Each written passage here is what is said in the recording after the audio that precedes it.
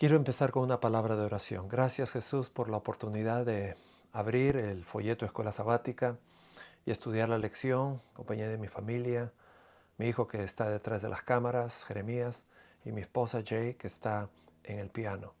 Te agradezco por una linda semana, por Jesús. Amén. Misión a los no alcanzados, parte 1, para el sábado 9 de diciembre. Antes de empezar, estoy feliz, estoy re feliz. Tengo dos buenas noticias.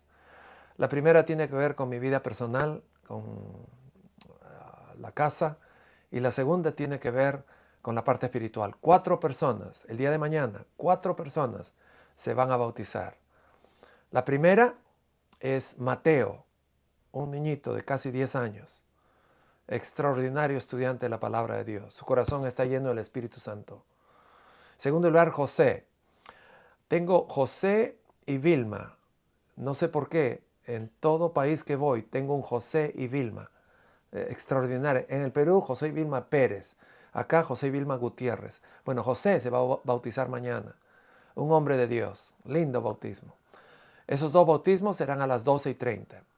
A las 10:30 en la mañana va a ser el bautismo de Natalie y Abraham, que están deseosos de estudiar la palabra, han estudiado la palabra de Dios conmigo, la fe de Jesús, los testimonios, Following Jesus, y vamos a tenerlos el día de mañana. Así que 4 personas para el reino de los cielos, 4 fiestas en el cielo, 4 agasajos en el cielo.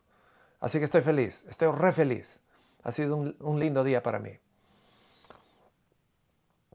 Vamos al día sábado de tarde, diciembre 2. El texto para este día: el Dios que hizo el mundo y todo en él es el Señor del cielo y de la tierra, y no vive en templos construidos por manos humanas.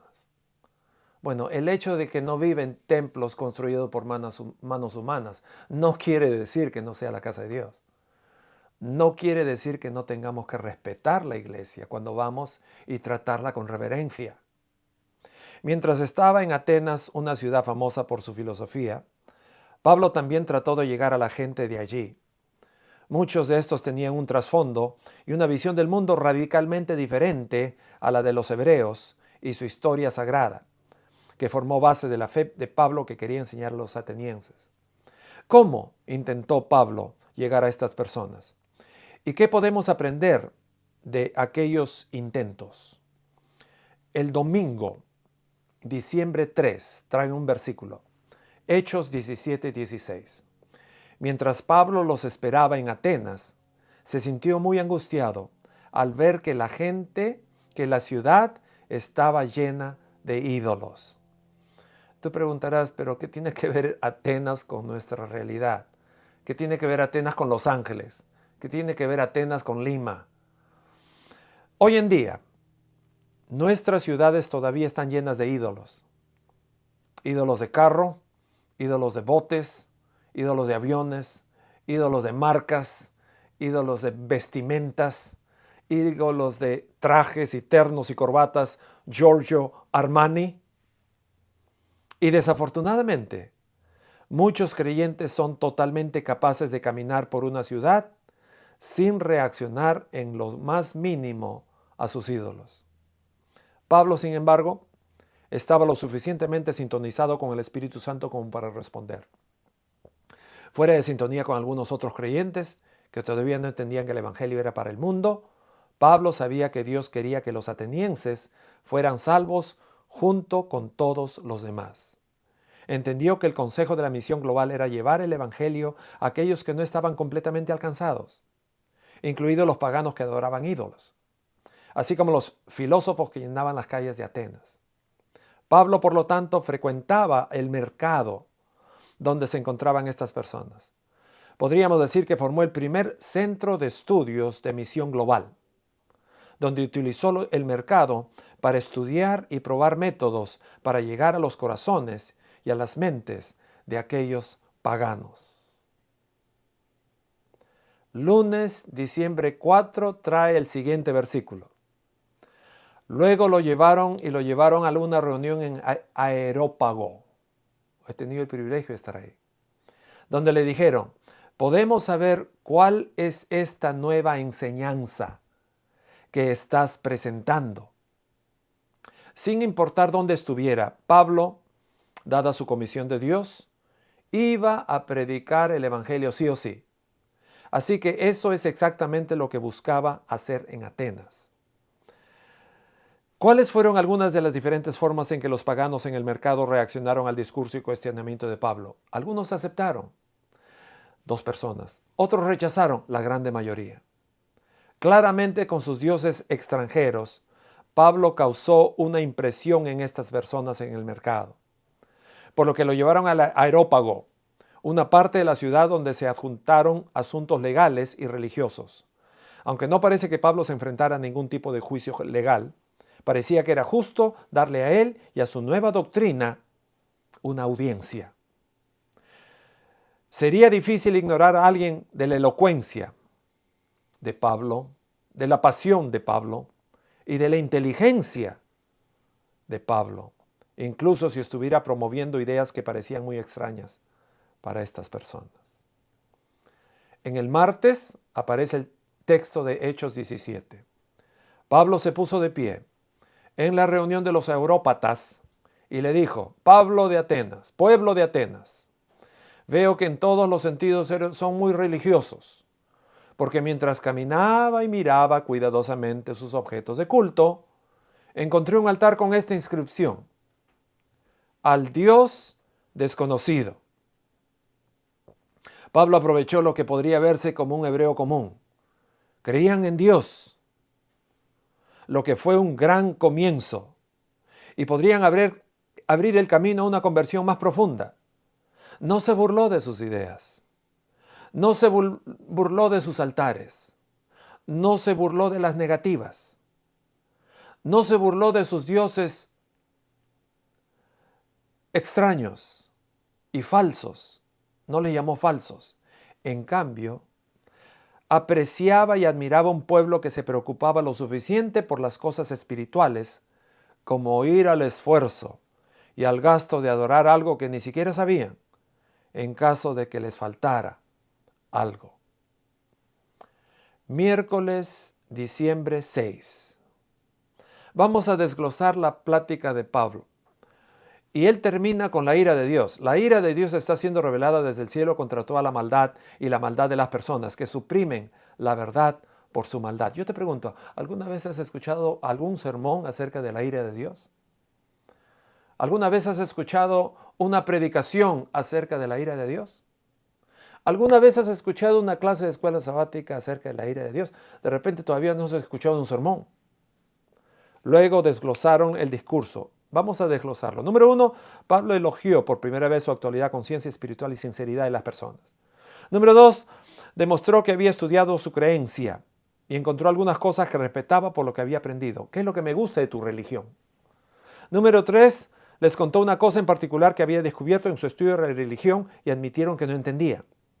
Número 4, compartió el aspecto de Dios que sabía que necesitaba desesperadamente, lo requerían, que es el hecho de que Dios existe y que Él los ama y que no está lejos. Finalmente, el último paso de su discurso, Pablo pasó a advertirles de lo que significa rechazar el conocimiento de este Dios que aún no conocen. Pablo los llevó lo más lejos que pudo, basándose en lo que sabía sobre lo que creían. Si pudiera llegar tan lejos, estaba haciendo un buen progreso. Jueves, diciembre 7, 1 Corintios 2, 1 es el versículo. Cuando vine a ustedes, hermanos, no vine con elocuencia o sabiduría superior, ya que les proclamé el testimonio sobre Dios, porque resolví no saber nada mientras estaba contigo, excepto Jesucristo y el crucificado. Mira, termina Atenas, no hay una carta a los atenienses, no hay una iglesia de los Atenas que Pablo escribe una carta. Pablo no planta nada. De repente fracasó, a excepción de 2 personas. Pero después se va a Corinto. Y en Corinto le dice, ¿saben qué? La estrategia del otro lado del mercado, hice lo que pude, pero no conseguí nada. Ahora en Corinto tengo una nueva estrategia. ¿Cuál es la nueva estrategia? Hermanos, resolví no saber nada mientras estaba con ustedes. Excepto, les voy a predicar una cosa, excepto a Jesucristo y a Jesucristo crucificado. Pero hubo dos personas que sí lo aceptaron. La primera es Dionisio. Y quiero terminar con dos historias. La primera es la historia de Dionisio y la segunda es la historia de Dámaris. En mi opinión personal, eran esposos. Ambos empiezan con D. Ambos habían estudiado en Atenas. Ambos tenían un trasfondo egipcio. Entonces había una compatibilidad entre los dos. Por eso yo digo, eran esposos. El esposo Dionisio y la esposa Dámaris.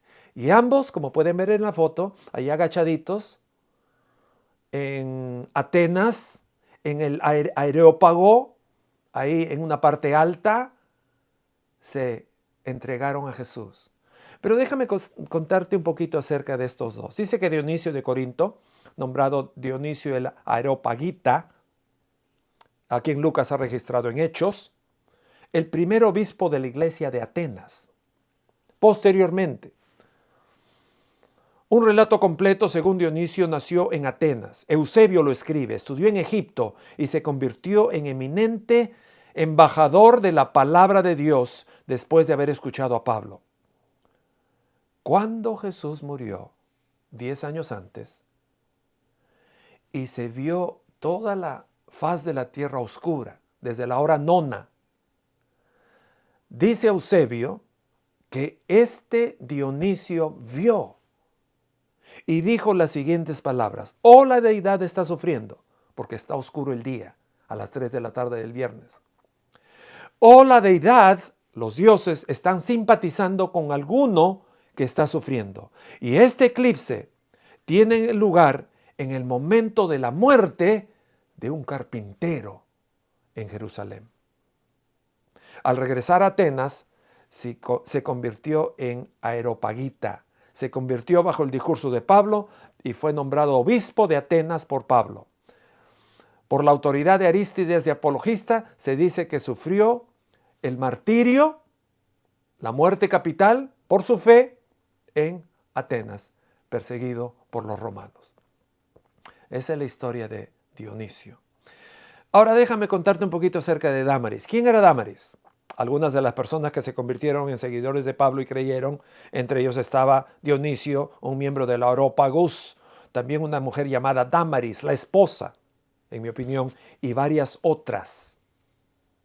No se dice si Dámaris estaba presente en la montaña de Marte o si escuchó a Pablo en otro lugar de Atenas. Lo que se nos dice es que Dios hizo un milagro en su corazón y ella respondió con fe al mensaje del Evangelio de Pablo. El hecho de que Dámaris sea mencionada por su nombre puede indicar que era prominente en Atenas o que en alguna manera era conocida por los lectores originales de Lucas en la iglesia primitiva.